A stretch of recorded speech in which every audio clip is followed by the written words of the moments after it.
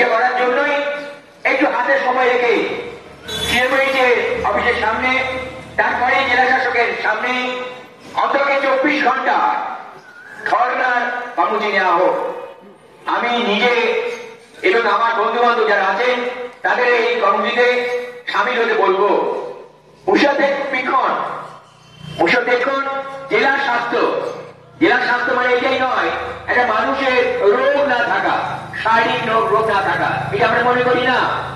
আমরা মনে করি স্বাস্থ্য মানে আরো অনেক কিছু।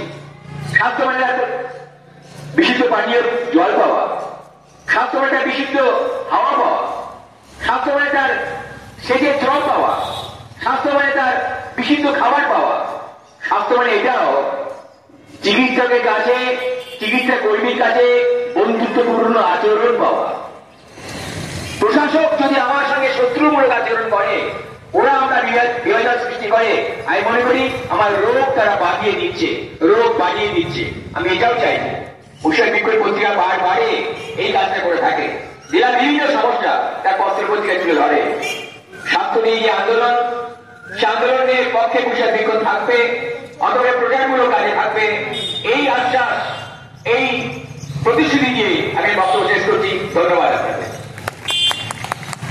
কলেজের নার্সিং ছাত্রী আলিশা মন্ডলকে বলার জন্য তাদের সংক্ষিপ্ত আকারে আলিশা মন্ডল, মেডিকেল কলেজের নার্সিং ছাত্রী। সবাইকে শুভ সন্ধ্যা। স্বাভাবিকভাবে একটা মেডিকেল কলেজের পাশাপাশি আর একটা সদর হসপিটাল যদি উঠে যায়, সাধারণ মানুষের চাপ স্বভাবতই বাড়া উচিত। সাধারণ মানুষের চিকিৎসা পাওয়ার হার এখনো পর্যন্ত সেভাবে কখনোই পর্যাপ্ত পরিমাণে তাদের অন্তঃসন্তুষ্টিভাবে হয়ে ওঠেনি। সেটা করতে গেলে অবশ্যই সদর হসপিটাল বাঁচানো আমাদের একটা দায়িত্বের মধ্যে পড়ে। আর সেই দায়িত্ব পালন করার জন্য একটু আগেই যিনি বলে গেলেন, সিএমওএইচ স্যারের অফিসের সামনে আমাদের ধর্নায় বসা উচিত এবং তার সাথে সাথে আমাদের নিজেদের যোগদান করা উচিত সেই ধর্নার, যাতে জনসমাগম হয়। কারণ আমরা জানি জনসমাগম হলেই তার জোর বাড়বে। আর তার সাথে সাথে আমরা আমাদের মিডিয়ার ছাত্রকে বলার জন্য আমি কিছু সকলকে শুভ সন্ধ্যা। আজকের এই নাগরিক সভার বিষয় তো আমরা সবাই জানি যে সদর হাসপাতাল বাঁচাও কমিটির পক্ষ থেকে এই হাসপাতালকে পুনরায় আবার চালু করার উদ্দেশ্যে আমি একটু ছোট্ট করে এক্সপ্লেইন করতে চাইবো যে এই সদর হাসপাতালের পজিশনটা কি। আমাদের অনেকের মনে হতে পারে যে শহরে একটা আস্ত মেডিকেল কলেজ, যেখানে একটা সদর হাসপাতালের স্ট্যাটাসের তুলনায় অনেক বেশি সুযোগ সুবিধা, তা সত্ত্বেও সদর হাসপাতালের জন্য কেন কাঁদছি আমরা। তাহলে আমরা যদি দেখি যে ত্রিস্তরীয় স্বাস্থ্য পরিষেবা যেটা চালু হয়েছিল, মানে প্রস্তাব দিয়েছিল বোর্ড কমিটি থেকে, মানে আমি এই সময়টা একটু উল্লেখ করতে চাইবো, এটা 1946-এর সময়। কেন না আজ সেই পুরনো সময়, আজ থেকে 1946 মানে অনেক বছর আগেও এই প্রয়োজনটা তারা ফিল করেছিল, যেটা আজকে সরকারের মনে হচ্ছে না থাকলেও হয়। তাহলে এই ত্রিস্তরীয় স্বাস্থ্য পরিষেবাটা কি? 3টে স্তর, প্রাইমারি, সেকেন্ডারি, টার্সিয়ারি। প্রাইমারির মধ্যে sub centre, primary health centre, PHC. Sub centre PHC কোনগুলো দেখবেন, একটা ছোট্ট বিল্ডিং যার বাইরে একটা অদ্ভুত রকমের লোগো, অনেকগুলো ছেপে দেওয়া আছে, যতগুলো আছে হয়তো ততটা মেডিসিন ওখানে নেই। স্টাফের বিষয়ে আমি বলছি না, পরিকাঠামো নিয়ে আমি কথা বলছি না, ওখানে বলার কিচ্ছু নেই, ওটা জাস্ট হতাশা। তারপর আছে পিএইচসি। সেকেন্ডারির মধ্যে আমরা কি পাই? সেকেন্ডারির মধ্যে পড়ে এই পিএইচসি গুলো, এবং না পিএইচসি প্রাইমারির মধ্যে হলো, তারপর আছে কমিউনিটি হেলথ সেন্টার সিএইচসি। তারপর টার্সিয়ারিতে আসছে রেফারেল সিস্টেম গুলো, মেডিকেল কলেজ। সদর হাসপাতালের পজিশনটা কি? সেকেন্ডারির মধ্যে, সেকেন্ডারি প্রি টার্সিয়ারি। কেননা এখানে থাকবে হচ্ছে বিভিন্ন ডিপার্টমেন্ট, তার মধ্যে গাইনেকোলজি,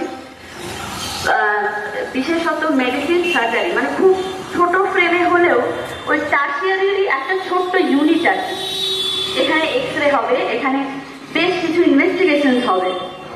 তাহলে আজকে শহরের মধ্যে আপনি ভেবে দেখুন, আপনার জাস্ট একটু জ্বর এসছে, হতে পারে এটা ডেঙ্গু নয়, আপনাকে এইটা দেখানোর জন্য কি করতে হচ্ছে না, আইদার আপনি নিজে নিজে প্যারাসিটামল খেয়ে নেবেন নিজে ডাক্তারি, নয় আপনার ভাইয়ের মানে আপনার ভাইয়ের গায়ে মায়ের পায়ের ঘায়ের কারোর একটা রিলেটিভ ডাক্তার 600 বার ফোন করে তার থেকে জেনে নেবেন কি করবেন, নয় 3 দিনের পরে হয়তো কারো কোনো একটা চেম্বারে নাম লিখিয়ে নেবেন, নয় শেষ অপশন হিসেবে যেটা আমরা মধ্যবিত্ত বা যাদের দুদিকে হয় না সেরকম মানুষ যেটা করি, যে 3 ঘন্টা লাইন দিয়ে একটা মেডিসিন ওপিডিতে ডাক্তার দেখাবো, যেটা এই সদর হাসপাতাল থাকলে আপনাকে কিন্তু সেটা করতে হওয়ার কথা নয়। তাহলে যে জায়গাটা এর আগে আমার পূর্ববর্তী বক্তা খুব সুন্দর করে এক্সপ্লেন করেছেন যে কিভাবে তারা আমাদেরকেই বাহানা দেখিয়ে, আমাদেরকে কারণ বুঝিয়ে যে এই নেই তাই নেই, আচ্ছা বলছে এটা নেই ওটা নেই সেটা নেই বন্ধ, এইটা তো সলিউশন নয়, এইটা তো আমরা কোনোদিনই চাই না। তাহলে আজকে হেলথ কেয়ার সিস্টেমটা কোথায় দাঁড়িয়ে আছে, আমি আপনি কোথায় দাঁড়িয়ে আছি, আমাদের কিন্তু এটা ভাবতে হবে। আজ একটা সাধারণ মানুষের মানে আমাদের হয়তো আমরা এখানে যতজন বসেছি আমরা খুবই অ্যাওয়্যার যে আমাদের তো তাও উপায় আছে যে বহরমপুরের মতো শহরে আমরা থাকি, এই শহর থেকে আমরা কি আছে 3 ঘন্টা লাইন দেওয়ার বদলে ভোরবেলায় চলে এলে লাইন অতক্ষণ হয়তো দিতে হবে না। কিন্তু একবার ভাবুন যে প্রান্তিক এরিয়া যেগুলো আছে সেখান থেকে মানুষ, আর তার থেকে বড় কথা এই হাসপাতালে যারা সার্ভিস নিতে আসে তাদের আশা মানে শুধু আশা নয়, তাদের একদিনের যে খরচ, একদিনের যে ইনকাম, দিন আনা দিন খাওয়া মানুষের যে একটা দিনের ইনকাম তাদের কাছে কিভাবে ম্যাটার করে এটা আমরা সবাই জানি। সেই সমস্তটা শেষ করে তারা এখানে আসে, তাই এটা তো কথা নয়। এখন মানুষের কষ্টটা আমার পূর্ববর্তী বক্তারা বেশ সুন্দরভাবে এক্সপ্লেন করেছে, আমি এটা তার ডিটেলসে যাচ্ছি না, আমি উল্টো দিকের গল্পটা বলতে চাই। যে ডাক্তারটা সকাল 10টায় ওপিডি শুরু করছে, ইন্টার্ন হতে পারে, হাউস স্টাফ হতে পারে, স্পেশালিস্ট ডাক্তার হতে পারে, একটা মেডিকেল কলেজে যে রাশ থাকে, এই যে স্যার বলছিলেন যে 5000 পেশেন্ট আসছে, আপনি একবার ভাবতে 5000-এর মধ্যে মেডিকেল মানে মেডিসিন ডিপার্টমেন্টে বা মেডিসিন ওপিডিতে ডাক্তার দেখায় এরকম পেশেন্ট 3000, মেডিসিনে ওপিডি কটা বসে একটা মেডিকেল কলেজে? আমি আরজিগড় মেডিকেল কলেজে পড়াশোনা করছি, আমি জানি একটা দিনে 6টা ঘরে ডাক্তার বসে, তার মধ্যে একটা স্পেশাল ডাক্তার যার ঘরে সবাই যায় না। তাহলে সবাই যেখানে যায় সেই রাস্তা 4টে থেকে 6টাই ধরলাম, এই জায়গায় যদি ভাগ করে দেওয়া হয় আর 10টা থেকে 2টো যদি ওপিডি টাইম হয়, একটা ডাক্তার একটা পেশেন্টের সঙ্গে ইন্টারাকশন করতে কতক্ষণ সময় পাচ্ছে? একবার ভেবে দেখেছেন যে যে ডাক্তারটা খ্যাঁচ করছে আপনার কথাগুলো, আপনার মনে হচ্ছে যে আপনার সিমটম গুলো সে শুনছে না, আপনার মনে হচ্ছে যে বসলে না সে লেখা শুরু করে দিল যেন তার মনের গল্প লিখছে, তাহলে সেই ডাক্তারটা কি সত্যি স্যাটিসফাইড তার সার্ভিস দিয়ে? হাসপাতাল যখন আপনি আপনার প্রিয়জনকে ভর্তি করছেন, আপনি দেখছেন নার্স এসে মুখস্থ করা একটা গল্প দিচ্ছে, এই ওষুধ লাল ওষুধ হলুদ ওষুধ এই 3টে খাওয়ার আগে এই 2টো খাওয়ার পরে খেয়ে নেবেন দুপুরবেলা। আপনি বুঝতে পারলেন না, আরেকবার জিজ্ঞেস করলেন, না খেপিয়ে দিল। উচিত নয়, ডেফিনেটলি আমি মনে করি এটা উচিত নয়, এটা খুবই ঘৃণ্য। কিন্তু একবার ভাবুন তো কেন একটা ওয়ার্ডে, আরজিগড়ের মতো হাসপাতালের মেডিসিন ওয়ার্ডে 73টা পেশেন্ট থাকে বেডে এবং নিচে মিলিয়ে, বেডে কেমন 2টো বেড জোড়া লাগিয়ে 3 জন, মেঝেতে কেমন যতটা জায়গা পাওয়া যায় সেখানে, তোষক পেলে তোষক, বেডশিট পেলে বেডশিট পেতে বসে আছে। সেইখানে একটা শিফটে কটা নার্স ডিউটি করে? 3টে। 73টা পেশেন্টের 4 রকমের যদি ওষুধ হয়, তাহলে আপনি ভাবুন সেই নার্সটার ওপর কি চাপ যায়।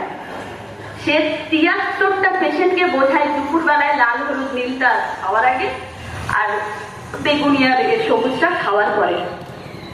তাকে যখন দ্বিতীয়বার জিজ্ঞেস করেন, আমি আবার বলছি তার উচিত নয় খেপিয়ে দেয়, কিন্তু সে যখন খেতে তাহলে তার উপর দিয়ে কি যায়? সেই নার্সটা কি এই নার্সিং করার জন্য পড়েছিল?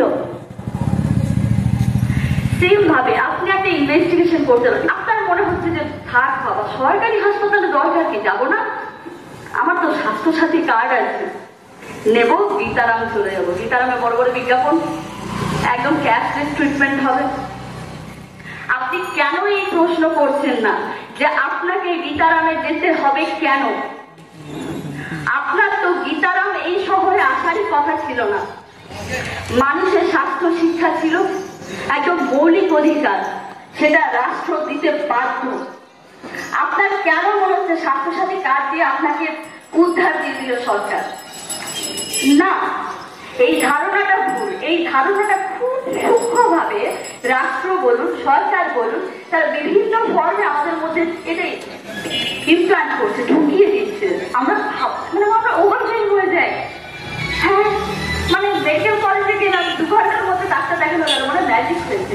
আরে আজকে একদম দুটো বাজার আগে ডাক্তার দেখিয়ে নিয়েছেন, ভালো হবে কি।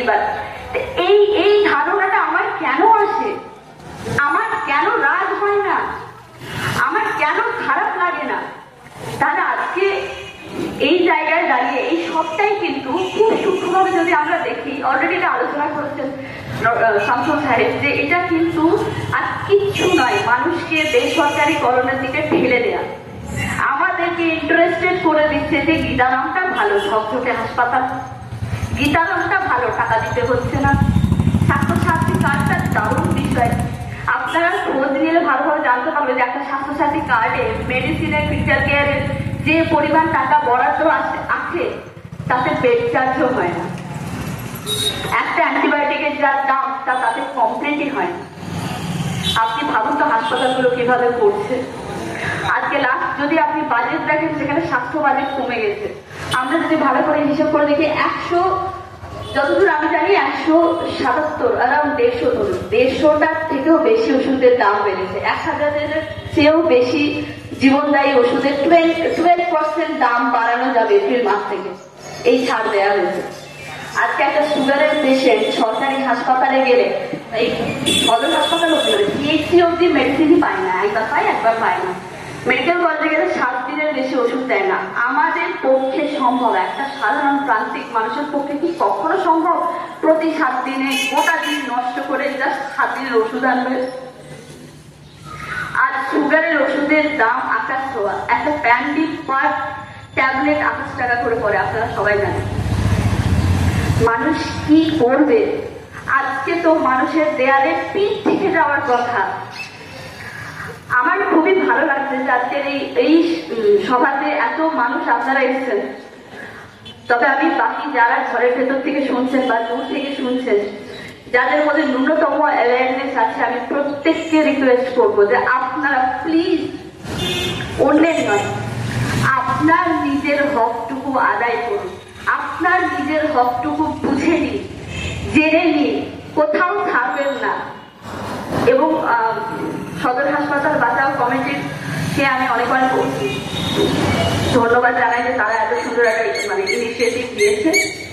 এবং আমি স্যারের বক্তব্যকে একসাথে সমর্থন করছি যে এই অ্যাওয়ারনেসটাকে আরো বাড়ানোর জন্য আরো বেশি বেশি পথসভা করা দরকার।